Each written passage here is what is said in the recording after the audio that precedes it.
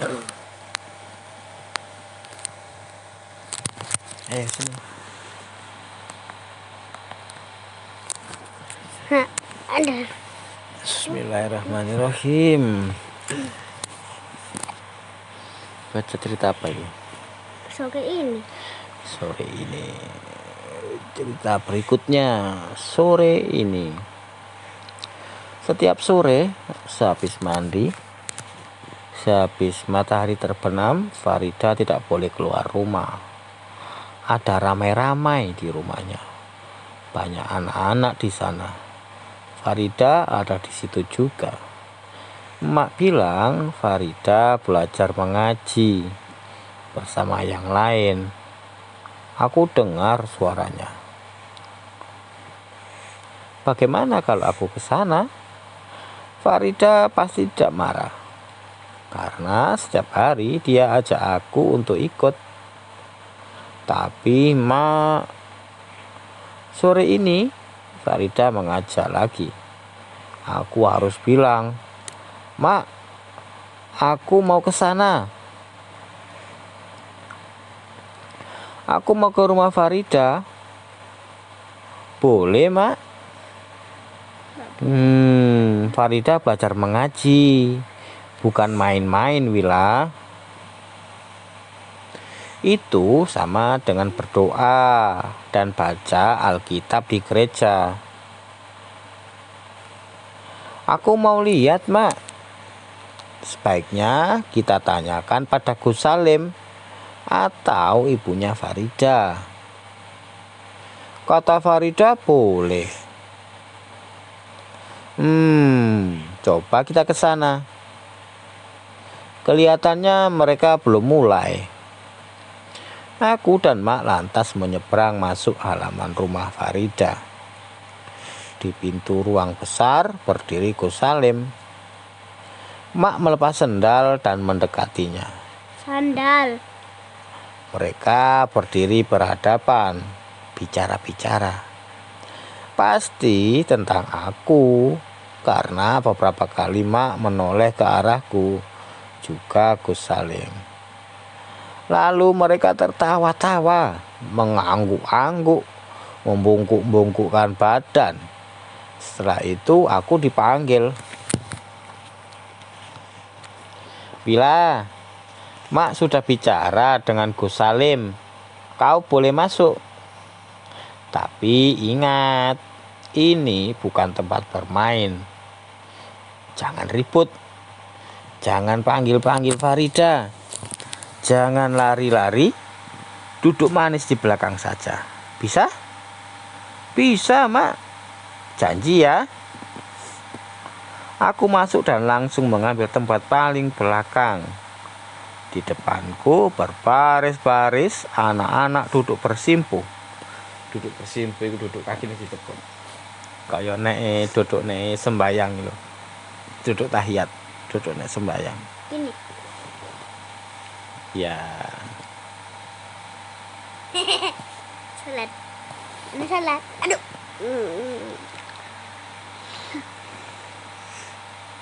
Sampai sini. Yang laki-laki duduk jauh di depan, pakai sarung dan kopiah. Anak perempuan pakai kain putih dari kepala sampai kaki. Semua memegang lidi yang dipakai untuk menunjuk buku besar yang ada di depan mereka. Lidi ku batang iku lho. Sapu iku lho. Bisa buat pencet. Iya, iku batang dari apa? Tulang daune pohon kelapa.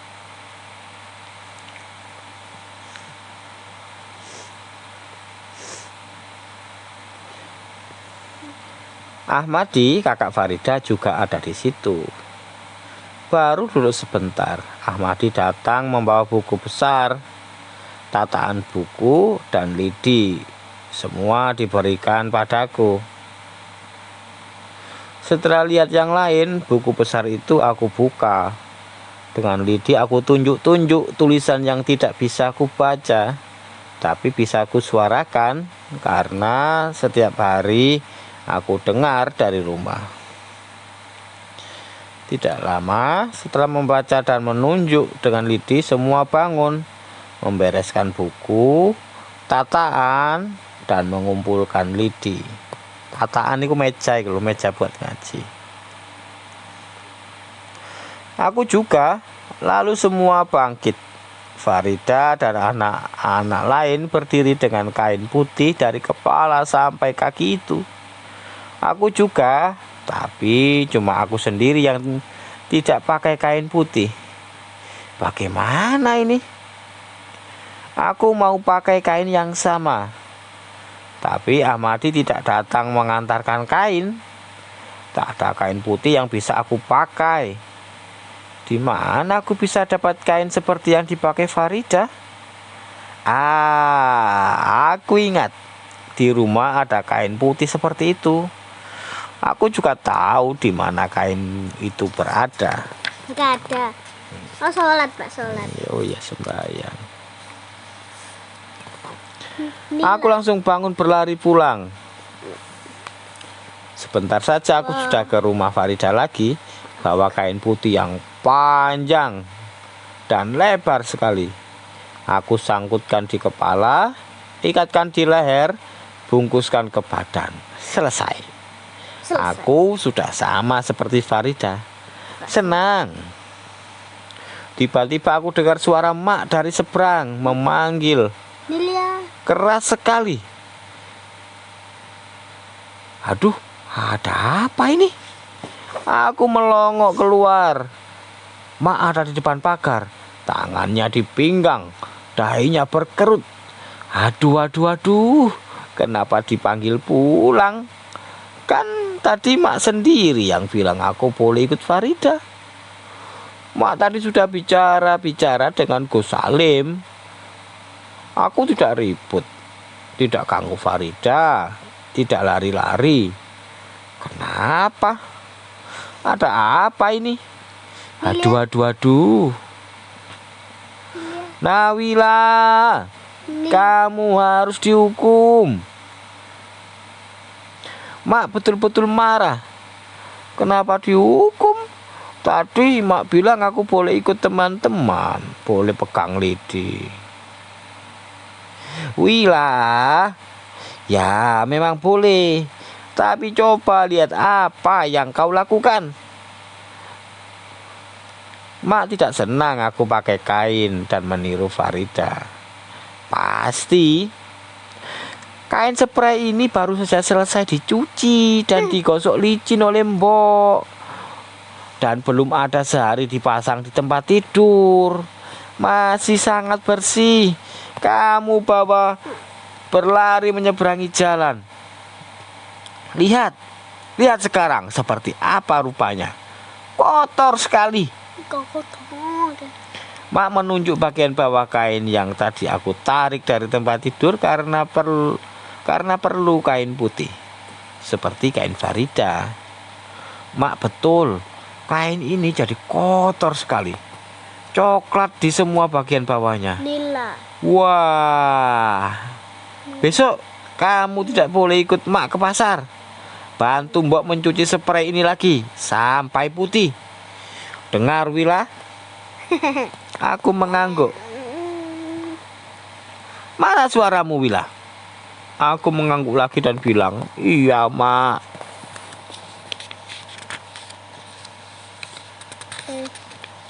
Oh, selesai. Ayo Bobo. Satu lagi ya. Cerita berikutnya, pesta. Farida. Itu suara Farida. Ida memanggil dari luar. Sebelum aku sampai ke pintu, ia telah masuk dan berdiri di samping mesin jahit mak. Ia meringis. Giginya yang hitam-hitam dimakan ulat kelihatan berbaris. Ayo ke rumahku, katanya. Oh, gigi hitam. Gak rajin gosok gigi, gigine nanti rontok hitam-hitam ujungnya. Kayak gigine Farida.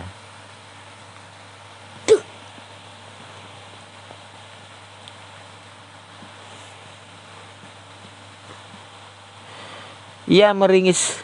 Giginya yang hitam-hitam dimakan ulat kelihatan berbaris.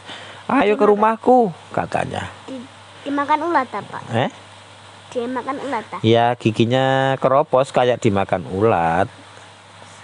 Ah ya, tadi pagi waktu mengantarku ke sekolah, Mak bilang, hari ini Mak ke rumah ibunya Ida.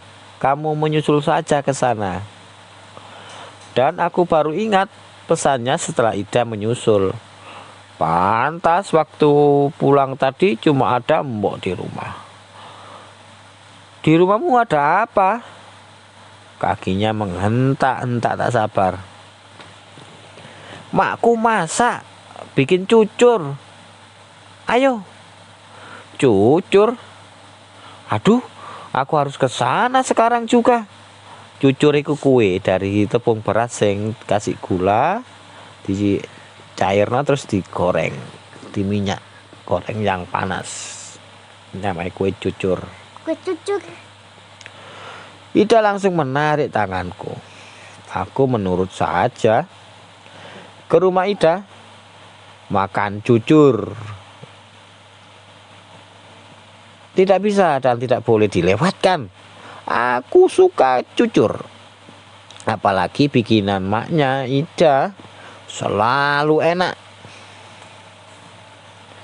Tak sabar dia langsung menggandeng tanganku.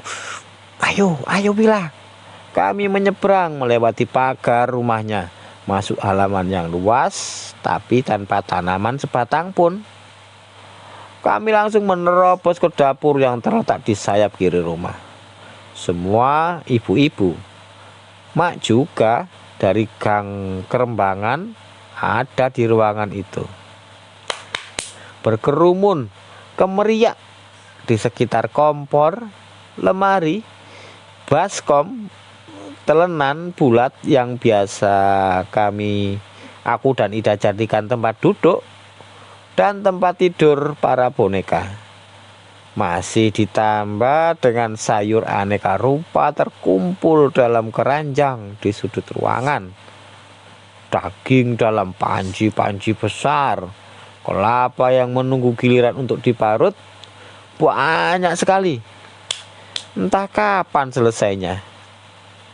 Dapur yang biasanya sangat luas, yang bisa dengan mudah dipakai untuk main sembunyian, tiba-tiba jadi sangat sempit.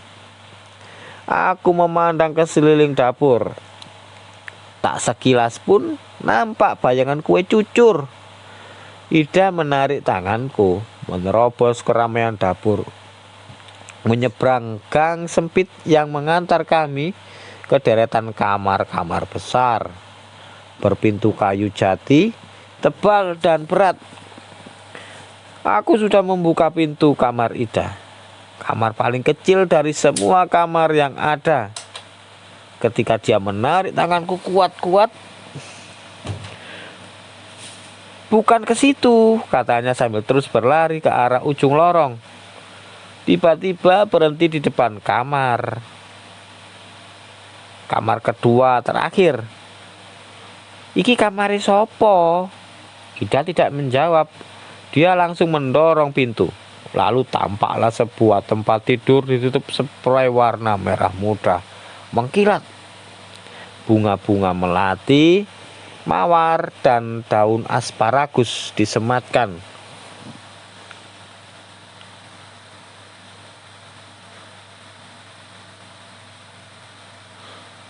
Bunga-bunga melati, mawar, dan daun asparagus disematkan jadi satu dengan peniti. Ditancapkan pada bagian tertentu tempat tidur. 4 bantal besar bersandar di kepala tempat tidur. Di atasnya ada kain tule panjang dibiarkan menjuntai ke sisi kanan dan kiri kepala tempat tidur. Di tengahnya ada rangkaian bunga. Belum pernah aku lihat tempat tidur seindah itu. Aku ingin sekali melompat-lompat di atasnya. Pasti sangat menyenangkan. Selagi aku menimbang-nimbang untuk mengajukan permintaan itu, dari balik pintu lemari muncul Mbak Tin, kakak ketiga Ida. Ia tidak tersenyum seperti biasanya. Mukanya pucat, matanya bengkak dan merah. Kenapa, Pak? Bukan semerap, dibaca. Ayo. Sembuh. Ceknya semerap, baca Ayo. dulu. Ini kue cucuk. Oh iya, kue cucur. Ia bergerak pelan, duduk di kursi bulat tanpa sandaran, menghadap meja rias yang sudah dihias juga, penuh bunga. Mau apa kalian di sini? Katanya dengan suara yang sangat lembut. Ida meringis. Hihi, makan kue cucur, katanya sambil menunjuk setumpuk kue cucur yang ada di meja kecil di samping kiri meja rias. Di meja itu juga ada piring-piring lain berisi kue lapis, klepon, jenang. Klepon itu yang biasa dibawa no yai ya. Nek yai kesini kan bawa klepon.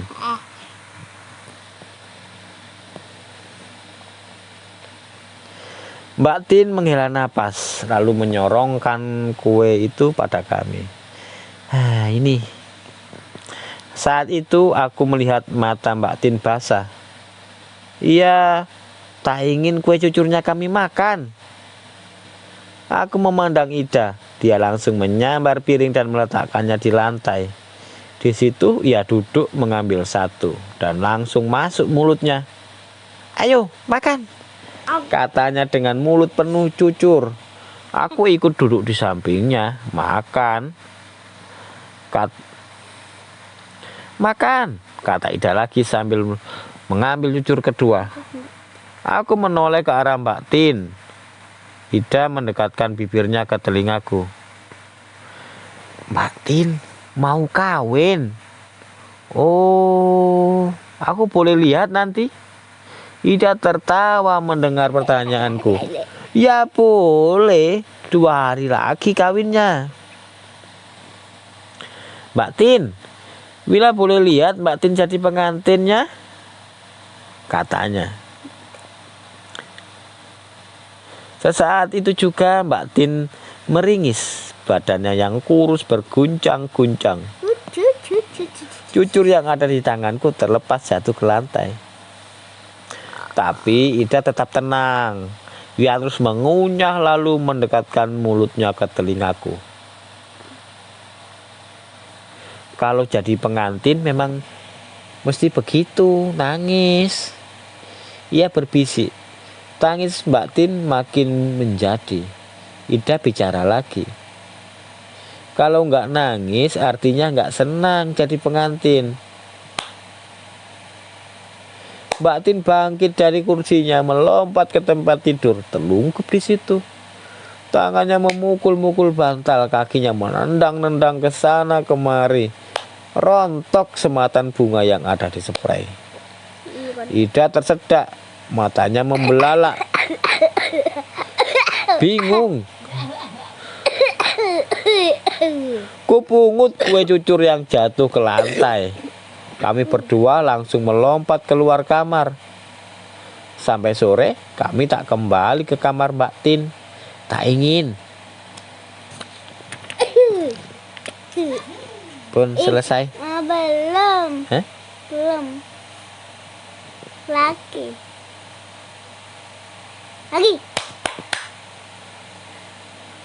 Oh. Cerita berikutnya terus bubuk ya. Jam minum saya ini? Jam berapa ini? Oh, 8:30. Cerita berikutnya, pengantin. Aku dan Ida bermain di samping dapur. Main masak-masakan dengan bahan sisa sayuran yang tak terpakai. Sampai Mak menghampiri mengajakku pulang. Hari sudah gelap.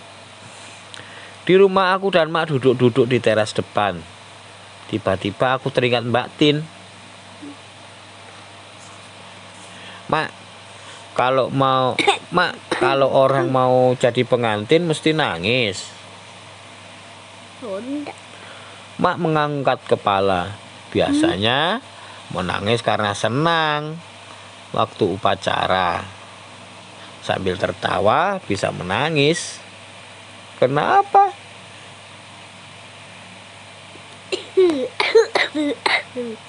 Tadi aku dan Ida ke kamar Mbak Tin.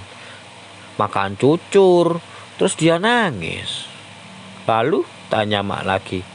Aku ceritakan semua yang kulihat di kamar Mbak Tin tadi. Mak menghela napas, menggelengkan kepala lalu katanya, mungkin dia belum mau kawin. Tidak mau kawin? Lucu sekali. Aku mau pakai baju panjang, mengkilap-kilap, pakai mahkota, pakai lipstik. Wila, kawin itu bukan cuma pakai baju panjang yang mengkilap-kilap, pakai mahkota, pakai lipstik. Kawin itu berarti sudah siap jadi ibu-ibu, mengurus rumah, mengurus suaminya, punya anak, banyak yang dikerjakan. Tidak bisa main-main lagi. Ya tidak bisa. Pantas Mbak Tin menangis. Dia pasti sedih karena tidak bisa lagi bermain. Naik sepeda keliling kampung, mengebut di sepanjang gang seperti yang biasa ia lakukan setiap sore, atau bekerja-kejaran sambil tertawa-tawa dengan suara keras bersama seorang temannya, anak laki-laki, waktu pulang sekolah. Mak, kalau begitu aku tidak mau kawin, kataku. Wila, kalau kau sudah besar, sudah selesai sekolah, sudah bisa mencari uang sendiri, akan tiba waktunya kamu akan kawin. Dan kalau itu terjadi, kamu akan senang, gembira. Mak dan Pak juga akan senang. Kapan, Mak? Nanti, Nak, masih lama. Besok-besok, Mak. Ya, besok-besok. Kalau kamu sudah lebih tinggi dari Mak. Aduh, alangkah lamanya waktu itu datang. Sekarang aku baru setinggi paham, Mak. Aduh. Malam itu, waktu tidur malam, aku berdoa supaya bisa cepat besar dan tinggi. Lebih tinggi dari Mak. Pun ayo, Pupuk. Apa ini? Malam pesta.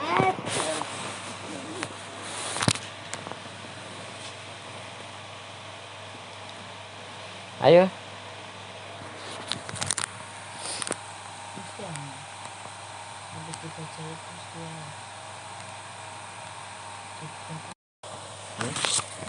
Tinggal satu lagi. Sini ngar Pupuk ya. Ini Bang. Sampai pesta. Pesta malam. Belum buat pesta. Belum kan tadi? Belum. Sudah. Kita lagi dibuka Bapak sini loh. Salah.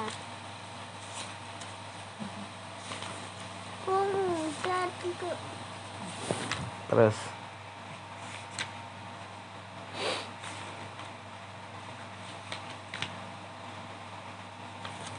Nah, iku pesta iku. Loh, dibilang kok. Tadiku.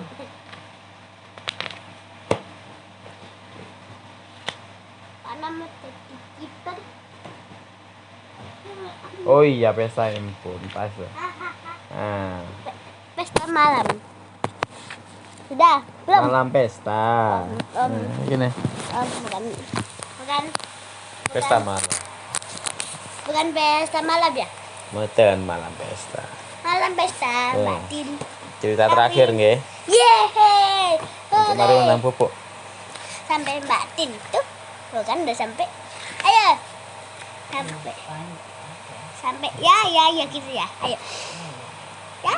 Cerita terakhir sebelum tidur ayo. Malam pesta. Ayo sini. Malam pesta Ibu Yanto. Sama Yanto. Mak sudah menyiapkan pakaian khusus untuk pesta kawin Mbak Tin. Untukku ada baju organza warna merah jambu. Warna merah jambu itu warna pink itu loh, warna merah jambu. Pitanya lebar dan panjang, terikat di belakang. Mak memakai baju warna merah. Kerahnya berbentuk kotak. Lengannya pendek, sedikit saja di bawah bahu.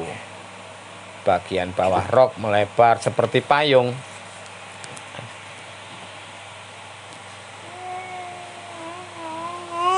Aduh.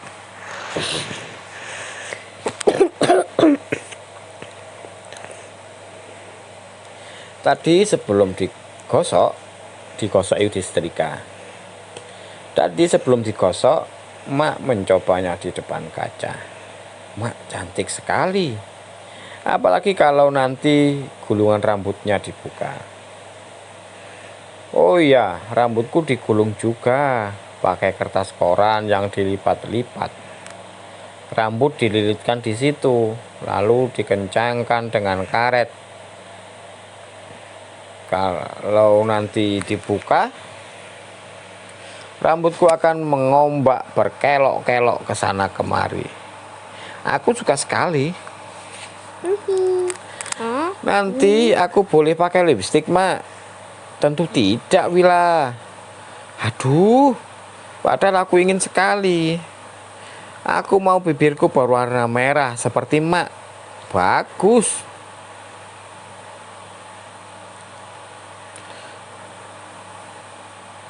Kenapa, Mak?